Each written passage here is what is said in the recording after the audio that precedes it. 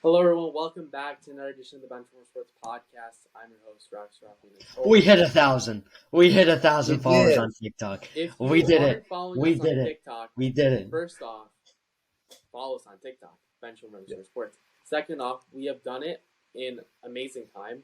We have doubled our followers since the start of the new year till now. So in the 2 month span, doubled our followers to 1,000. If you are listening from the TikTok, thank you so much. We appreciate it. We hope. And now you guys are the OGs. You guys are going to remember this now as one of the first 1,000 people to follow the podcast. So congratulations. Give yourself a pat on the back. Anywho, Davian, Theodore, how are you guys doing today? Obviously, once again, we hit this milestone, which is the first of many. I'm hyped. You guys are hyped. March is here. Let the madness begin. I'm hype. It's March Madness best startup. Yeah. I got my birthday in 2 weeks. March is just a great month all around. My week was going so until because I almost got scammed trying to buy Fordham tickets, so Theodore and I could go. Yeah. Tough Tough situation. F Reddit. Just gotta say that much. But other than that, hey, it's March Madness right around the corner. I'm hype. We hit 1,000, which definitely made my week 10 times better. Again, shout out to Carlos. For those who don't know or are new to this podcast, we have a fourth member of this team, Carlos, and he's the one who's making all the TikToks on the side. Most of the TikToks that have gone viral are the ones made by Carlos. Shout out to Theodore, though. The Eagles, our most commented post is the one where we trash talk the Eagles, rightfully so. Bad over everyone else. And so that one's the most common one. Again, shout out to Carlos. Thank you so much for your help, man. And again, thank you guys for following and whatnot. You guys have truly made this an incredible ride. So thank you. It's not over yet. Not over yet. Nah, it's not over. It's just beginning. Just beginning. Actually. Yeah. That's where stuff gets good. You'll see us on live streams now on the podcast. Coming soon. Maybe this week. Yup.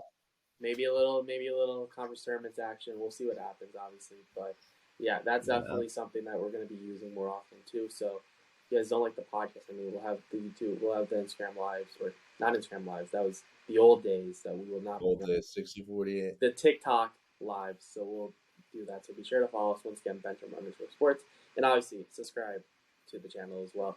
Boys, it is March. I walked out of my final exam last week and just blasted the March Madness thing because I knew it was not March yet, but it felt like March. And it's finally March again. We already have a couple buzzer beaters. I'm so happy. Boys, let's get into it because conference tournaments have already started. We have some teams that have already clinched spots. Congrats to Kennesaw State. Proud alumni. I didn't go to Kennesaw State. I just learned about them yesterday. Did anyone go there? Yes, of course. Apparently. Yes, absolutely.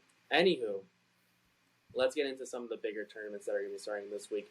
First off, we'll start with the A10. We'll get a little warmed up here. Get started. Yeah. I know you guys shouting out Fordham. Surely you guys don't have Fordham winning the A10, right? Yeah, we do. What are you talking about? Fordham all the way, A10. Also, shout out to Tulane. They're going to win the AAC roll wave. Fordham all the way. Are you kidding me? They're selling out games. This is the team. This Fordham team, these Rams, they're going all the way, all right? Once we'll see how the bracket truly falls, I'll start trying to build up a case for Fordham. As of now, I really can't, but they've just been playing really freaking well, is all I got to say. And so, they're winning the A10. No doubt about it in my mind. Davian, let me build up that case for Fordham for you.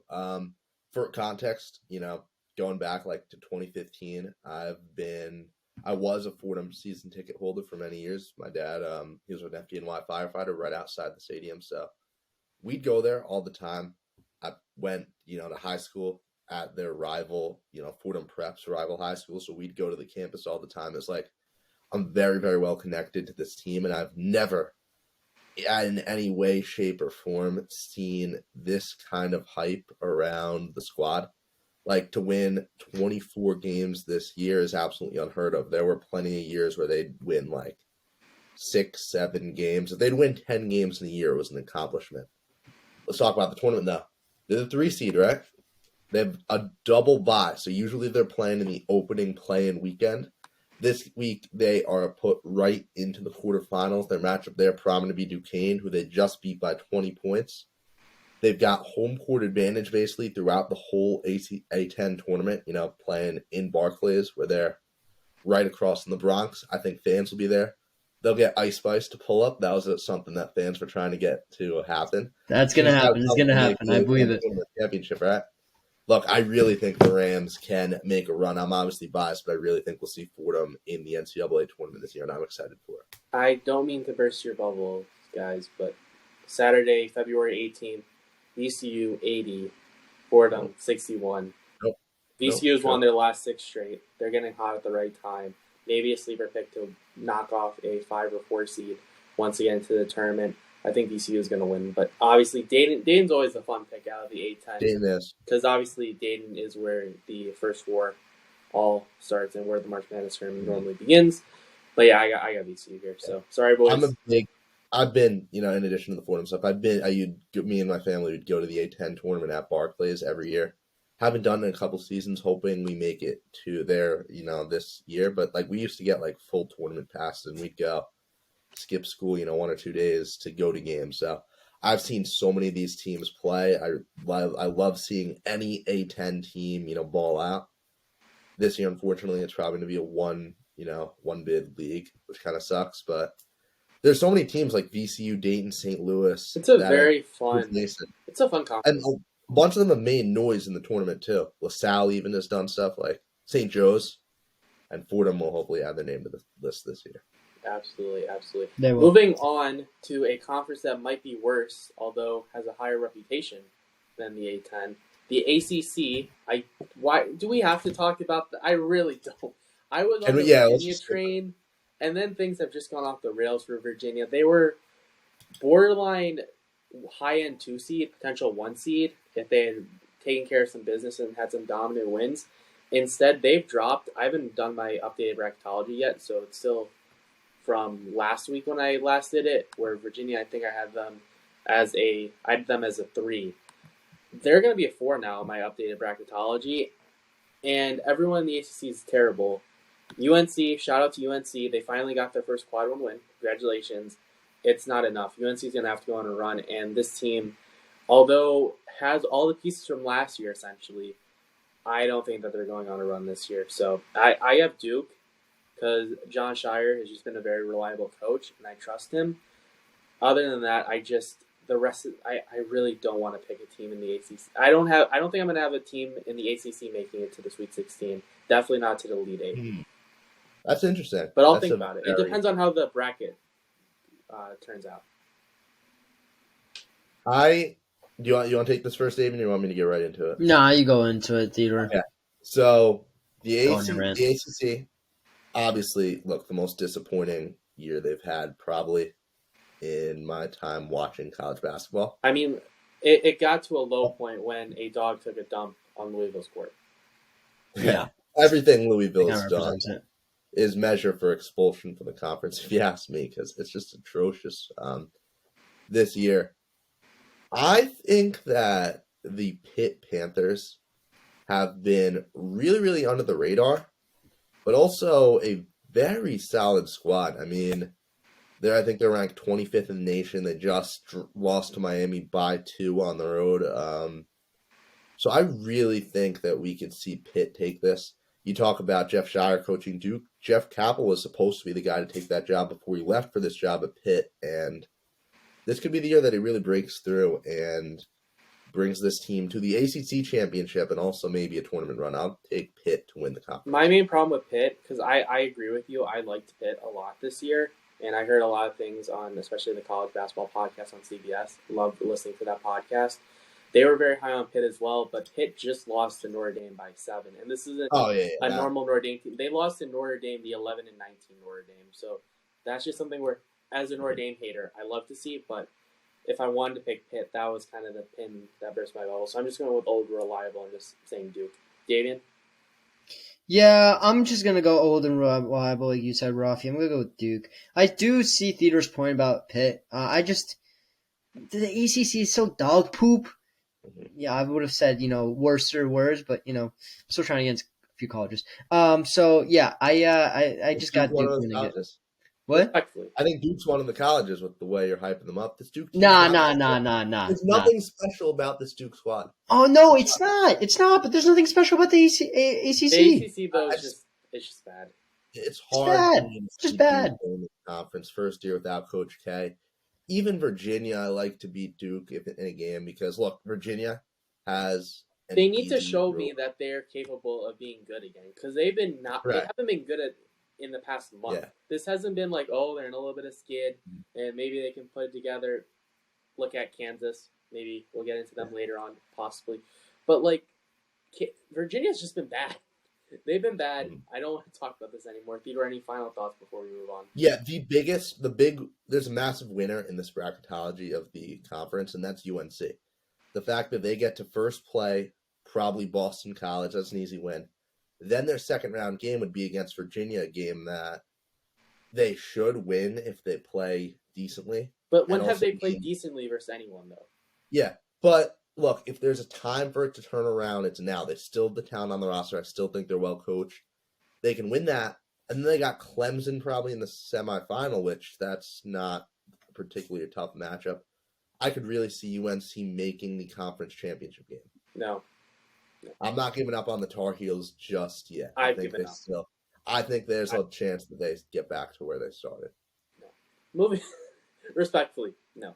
Moving on. Let's move on to the Pac-12. And I'm very, very excited to talk about this team because they've been rolling of late. UCLA's won their last 10 in a row, and they've been on fire. Yesterday, we're down 9 early at home versus Arizona, proceeded to win by 9. This UCLA team is not foreign to going on deep tournament. All right, let's get to the point. UCLA is winning the Pac-12. Point blank. Point blank. UCLA is winning the Pac-12. That's all I just need to say. Oh, how Raffi, continue. I'm sorry for interrupting. Of course. They're shooting 35% from 3 right now, which is a very good. That's like kind of the bar of a really elite team shooting above 35%, around 35%, which they're doing. And once again, they have that experience of going a deep run. They did it as an 11 seed 2 years ago. I see no reason why. And maybe this is a little bit of a hint for next week's podcast. I think UCLA is perfectly ready for a deep run. They have no quad 2, 3, or 4 losses. Arizona does have 2 on their resume. Give me UCLA to come out of the Pac-12. Give me Arizona. No. Look, okay. Let's talk about this team. They had a nice tournament run last year. Lost in the Elite Eight, I believe. Yes, they lost. Yeah, Elite Eight lost. Christian Coloco is a very, very good player. They're well coached. I saw him. They lost, I want to say, by 9 to UCLA a couple days ago. Yes. And that was a competitive game on the road. I mean, look, there's no reason that Arizona can't win this conference. I think that a championship game between UCLA and Arizona would probably be one of the highlights of this week. For once, it feels like, it always feels like the Pac-12 is the conference we all sleep on. First of all, because they never get a team to make the championship game. Yeah. And also because they're always too disappointing in football. Always fun in Conference of Champions. Yeah, exactly. But I'd be really excited for a UCLA-Arizona championship game, and I think those are two teams that can go really far in between. And UCLA won at home versus Arizona. Arizona won at home versus UCLA. So this is going to be a neutral in Las Vegas. So that's something else to keep tabs on. I think we're destined for this, unless someone plays spoiler. I think we're destined for this championship matchup, and it'll be one for the ages, I think. Potentially one for the one line, too, Davian. Oh, yeah, absolutely. Depending on how other things shake out. Because Arizona needs a little help, I'd say, to make it to that one line. Davian? Yeah, I agree with that. All right. Moving on to the Big Ten, my conference. And first off, Michigan, Illinois. What a game. What a game that was. I had the pleasure of going there. And for the price that I paid versus the game that I got to see, I should have paid even more money than what I had to pay to get into that game because it was unbelievable. That basically puts Michigan on thin ice right now. They really need to stack up a bunch of at least 2 or 3 wins and go to maybe the semifinals to be potentially in the tournament. Winning the tournament obviously gives them an auto bid. I have Purdue, and it really hurts me to say Purdue, but they beat Illinois nicely earlier today. I didn't watch the game. But Nope. Purdue has just been good and reliable. Zach Nope. Edey is likely the National Player of the Year. I have Purdue. Unfortunately, Purdue don't. So I just think Purdue is... There's tiers where you have Purdue as the top tier. You go down a little bit. Then you have your Northwestern, Indiana. You have your Michigan State, Illinois. Then you go down a little bit more. You have your Michigans, your Maryland, your Iowa. And I just think Purdue is just in that tier 1 solely by themselves. Hey, don't forget about Rutgers. You didn't put Rutgers up on that tier They list. lost Look, honestly. Minnesota, Davian. So Yeah. Okay. Lost It was a Minnesota buzzer beater. It is was a buzzer beater. It still was a at buzzer beater. It was a 17. buzzer beater. That was their first quad 1 win. Stop. I'm telling you. Okay, look. Rutgers, I think can make a run in this Big Ten tournament. But I'm gonna go with Northwestern. I think they've been reliable. I think they've been winning. Raffi, I know that's your squad that you've been cheering for. That's my heart. That's what I'm not a fan of Purdue. I mean, honestly, they've choked a lot this year. I did see the same thing happening in this Big Ten tournament. I see Northwestern winning the Big Ten. Really? Yeah, the nerd school is going to win somehow. I don't know. Look, I mean, Northwestern's a cool story. It's nice to see them ball out. Big Ten, in my eyes, second best conference in the country this year. And it's going to be a fun tournament. Purdue's a team I'm mixed on because obviously, look, Zach Edey, as much as all of the internet seems to love to hate on him, is a star. I don't know how he'll play in March Madness, but Purdue's a very good team. They're not the team I expect to win the tournament. Michigan, right? No, not Michigan. Michigan's my second one. Well, I'd love to show you all things from the room. This is a signed picture of Iowa head coach Fran McCaffrey. No. Iowa. Look, yes, they just lost to Nebraska. Yes, I can't defend that at all. They lost to Nebraska. But Fran McCaffrey is an exceptional coach. His son, Pat, he was struggling with some stuff early in the year. He's come back. He just dropped 22-7. He is playing, up to form. Chris Murray has, been exceptional this year, I'd say, for the most part. I could really see Iowa as the 5 seed taking out Purdue in that head-to-head matchup in the semifinals. They lost to Northwestern. And then beating whoever it is in that championship game and really cementing themselves. I could raise them to probably a 5 seed maybe in the tournament. They could set themselves up really nicely heading into March Madness. I just got to say this as well. Big Ten tournament, I'm fairly confident in Chicago this year. If Northwestern was a bigger school, I would lean more towards Davian's thoughts because I think that would be a big benefit because Northwestern would essentially be playing at home. They have a decently sized fan base, but it definitely doesn't shape up to one of like Purdue or Champaign. But even Michigan with their 100,000 students at the school at the time, there are people from Michigan based in Chicago, right? That'll probably outnumber any Northwestern fan base. Exactly. The one thing I want to say while we're on the topic of Michigan, one of the bigger matchups from this week is going to be that Michigan-Rutgers game. It's a first-round matchup. Because the loser of that, I'd say without a doubt, is missing the tournament. The winner is probably going to slip in. So that is a massive matchup. And it should be a fun game as well. Absolutely. Honestly, both schools accepted me, but, I might be rooting for Michigan in that game. Tell Davian to stop flexing his accomplishment. Okay. I mean, Wolverines are Wolverines, honestly. I do have Michigan going far. I do think they sneak into this tournament, and I do think they go far. Hunter Dixon has actually got ice in his veins. So they're not watching this podcast. What? They're not watching this. I watch Michigan. No, they are. Theodore, I'm telling you they are. So is Bama. Michigan, and this is before we go on to the next conference. Michigan had 2 great opportunities over their last 2 games to put themselves into the tournament. They lost first Indiana in overtime. They acted like the Falcons. They just blew it. Honestly. They had a chance to win at the buzzer, which I would have loved to see, even though I was on the Champaign side. Michigan had a chance to win the game twice in that game. They were up 9 points in the first overtime and they blew that as well for Champaign. And Indiana, I didn't watch the game, but still, you lost by 2 in overtime. Michigan had 2 quad 1 wins Indiana. They're a good squad. Firmly put themselves in the tournament. And in classic Michigan fashion, this is what they get for beating Tennessee last year. Tennessee was going to win it all until Michigan did that. Yeah. I'm just going to put it out there. But Michigan, have fun. They need to – you're right, Davian. They need to have that big game versus Rutgers is going to mean a lot. Let's go over to a school's conference that Theodore likes a lot, so Theodore can hype them up potentially. And Davian, you can say Roll Tide a bunch of times. The SEC, it just means Now, this is a conference that's very interesting because Roll Tide. this year I was still a bit optimistic about Tennessee. That has gone off the rails. Tennessee, just like Virginia, has been tanking very hard and just has not been good. I believe Ziegler is out for the year. He's one of their top defensive players. That's a big loss for Tennessee. And then Kentucky's been good of late. I'm going to go A&M. I think Alabama is the best team in the conference, but I just like how A&M is playing down the stretch. They had 2 quad 4 losses earlier on in the year, but I really like how they turned it on over the past couple of weeks. And a lot of people I had a couple of people telling me in the TikTok comments of my bracketology to put some respect on Texas A&M's name. And over the past few weeks, they've really made me put some respect on their name. So I'm going to go Texas A&M. They beat Bama a couple nights ago. We'll see what happens when they hopefully face off for the SEC title game.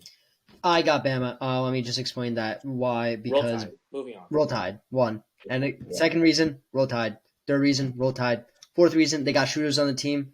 They do got shooters. They do got shooters on the team. That is, sorry. Yeah, we do not want to interfere in any investigation in any case, but I will say that rest in peace to those who were. Yes, we rest in peace to all those who lost their lives in that incident. Theodore, please. Who do you have winning the SEC? I've got Alabama. Look, for those of you who don't know, I will be attending University of Alabama. Yeah. Roll Tide, as Davian has said countless times on the podcast. With that being said, I mean, as saying non-biased, because I'm not full Alabama sports nut yet. I'm sure but this time next year I will be. Just wait until the fall, Davian. Oh yeah, wait until the fall. I'll be hyping up Alabama football so much. Thing is though, this team just doesn't look that good to me. I mean, they have a problem starting out games.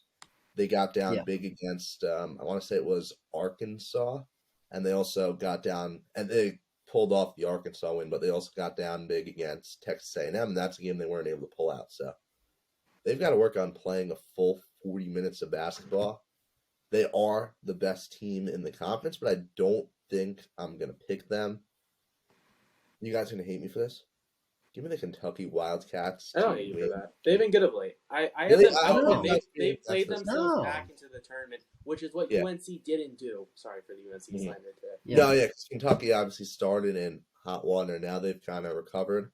I think they're setting themselves up perfectly to win the SEC, get everyone hyped up, and then lose their first round game. Absolutely. Yeah. So, also some points for Texas A&M as well. They beat Auburn twice in the past month. They beat Tennessee and Alabama in the past 2 weeks. Obviously, Tennessee has been awful of late. And also, they're top 30 from the free throw line. That's a very important underrated stat that I think is very important. Free throw shooting percentage. That's what I based my Baylor pick on, and that worked out really well. So, free throws, very, very important. And if you're a top 30 team, I like your odds going far.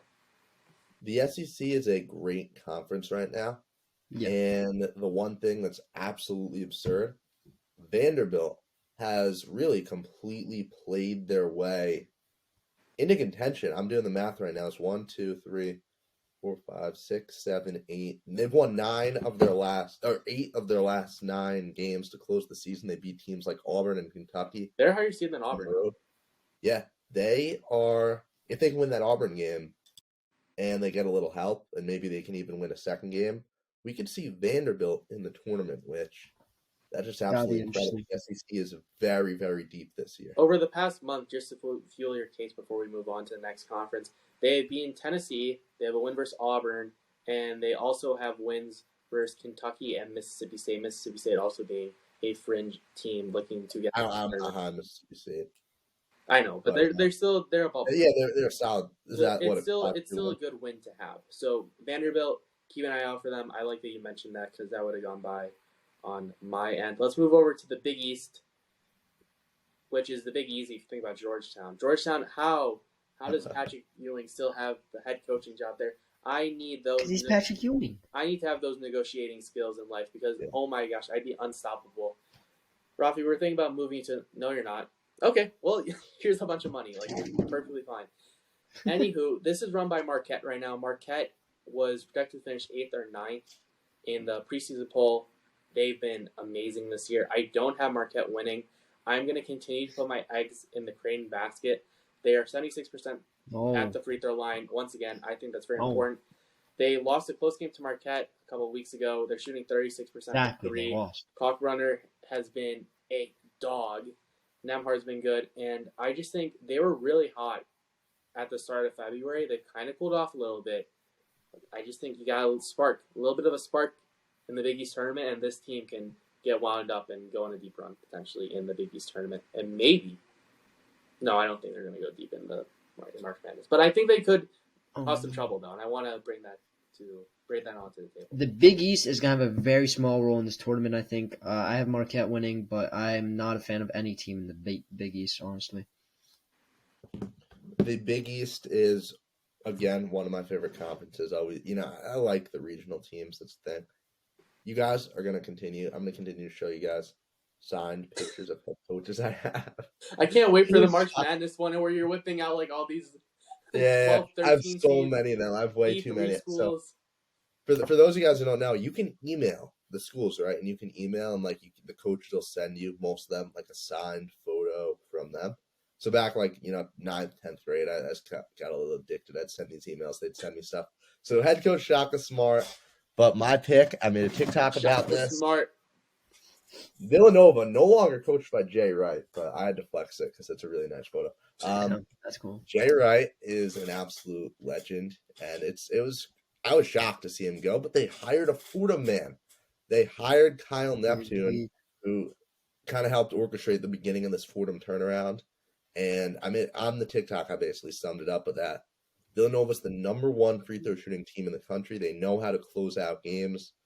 They literally, I was at the Seton Hall game that they played a couple weeks ago. That's another coach I've met. I've met Shaheen Holloway with Seton Hall. I also met Ed Cooley with Purdue head coach at the Final Four last year. I've met about half the coaches in the Theodore, why aren't these coaches on our podcast? What's going on? You said you meet best person. Theodore, you got to print out some business cards, bud. I do. With the Benchwarmer, now that we're big time, 1,000 followers, I can do that for us. The point being, the Big East, very fun conference, and I think Villanova will go on a bit of a surprise run to win it and get themselves in the tournament. Regardless, I think the Big East, arguably, and I'm going to have to see how the bracket shapes out, they might be the most dominant conference come March Madness, although I'm sure the conference next has. They're just not. None of the teams have momentum. None of the teams impress me. Let's move on to the real conference, which is our best conference. Before you move on, I got to respond to what Davian said. The reason none of the teams have momentum is because they're all beating up on each other. There are no days off. Georgetown. But there are very few days off in the Big East, and it's so hard to build momentum when you're playing in this kind of atmosphere day in, day out. And I really think a lot of teams will make noise. I'll give you that. We'll see what happens. Let it be known to the jury. Raffi is an absolute Georgetown hater for no reason. I have no reason to hate on Georgetown. I just enjoy it. I have a sick thrill in hating on Georgetown. Let's move on to the real conference of champions, the Big 12, which has been an absolute bloodbath. You can make an argument you can say any team in the Big 12. Any team has a shot. And I won't push too hard on that, honestly. I think it's really, Texas Tech was a couple bounces away from playing their way into the tournament. I don't think they're going to be able to make it because the ball didn't bounce their way. But Texas Tech, I just want to shout out them because they were slowly getting closer and closer to me, potentially bumping them into the tournament as a last four in. Unfortunately, that's not going to happen unless they go on a deep run in the Big 12 tournament. I have to go with Kansas. They lost four of their six early on in the month, late January, early February. Sirens were going off, and they've handled business really nicely. Yes, they got blown out by Texas, but you can make the argument that they already locked up the Big 12 regular season title, so there was really nothing to play for there. I'm going to write it off as that. They have won 7 straight before then. They beat Texas. They beat OU. They beat Oklahoma State, Baylor, TCU, Texas Tech, West Virginia, which are all really good teams in the Big 12. Wilson has been amazing this year for Kansas. He's been a great guy. Bill Self, taking a team that lost a ton of players and basically lost everyone from that championship team last year and has turned all these role players into stars for their team. And let's be honest, 15 quad 1 wins is absolutely ridiculous. We have never seen that. That is absolutely insane. I have Kansas winning the Big 12, but I'm perfectly fine if anyone I agree doesn't with like that too. I agree with that take. I think everyone has a shot in the Big 12. Right. This is going to be absolutely nuts. If there's one conference tournament that I could watch, beginning to the end, it would be the Big 12. This might be and I think, they're on the bubble on if they can break the record on most teams a conference ever put into a tournament. It's going to be nuts. It's going to be insanity, but I do agree that Kansas will probably win it. My runner-up, though, I think has got to be, this is going to sound nuts. I've said some ridiculous things, but Yeah. Evan McPherson, Super Bowl MVP. Don't forget yes, it. besides that, the Oklahoma Sooners were the worst team in the Big 12 this year. They're the lowest seed. But first, the first matchup is Oklahoma State, which, in-state rivals. Oklahoma State's not a great squad. They can win that. The second matchup, Texas, a team that, you guys want to hear another coach story? So I met Chris Beard at the Final Four last year, and I walked away from that interaction like, damn, this guy is really, really nice. This is just such a stand-up, great guy, and we know how that ended up. Yeah, that was not cool.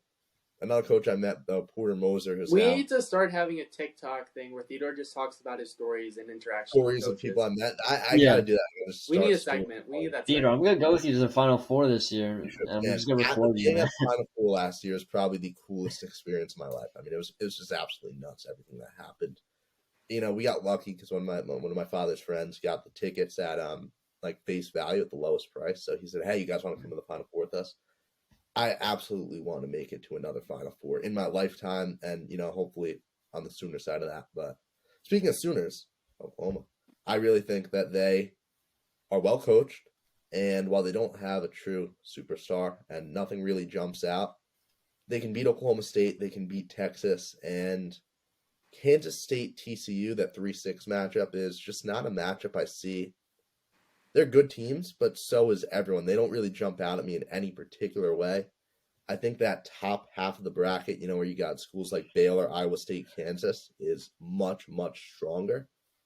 And while Kansas and whoever comes out on that side, because Kansas could lose, will absolutely win the conference. Oklahoma lost by 2 to Texas like 2 weeks ago in overtime. Yeah, so it's like everyone competes. Like, we laugh in the Big East because, there's like the worst team's Georgetown.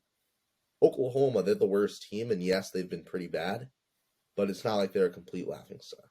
Oh, absolutely not. And I just want to mention this as well before I throw it over to Davian for his final thoughts. Out of the top 15 teams in terms of quad one wins, 7, almost half of them are from the Big 12. Yeah, because almost every game is a quad one win. It's absolutely nuts.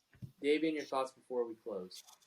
Yeah, I think the Sooners are gonna get knocked out of this tournament, like the same way Tommy Fury almost knocked out Jake Paul. I just don't see the Sooners making it far. I do believe Kansas makes it far. Theodore, I'll be extremely impressed if the Sooners do make it far in this tournament. I got Kansas winning. They're just dominant. I got nothing else to say. Roll wave. And roll tide. Wave. Also, Yeah, one final OU, don't forget last year, OU did go on a run in the Big 12. Yeah. It was very unpredicted, but anything can happen in the Big 12. Anyways, we hope you enjoyed this edition of the Benchwarmer Sports Podcast. I know I did, and I hope Theodore and Davian have as well. 1,000%. Be sure to follow us on TikTok on the road to 500,000. Yes, 500,000. Yeah. Hopefully at 500,000. one point. Might as well shoot big. Anywho, be sure to follow us, Benchwarmer_sports, and subscribe to us on YouTube. You're already watching the podcast. You might as well subscribe as well. It's right below the video. So be sure to hit that subscribe button. And for Theodore, for Davian, I'm Raffi. We hope you enjoyed. It's March. It is. It is. It's hype. It's hype.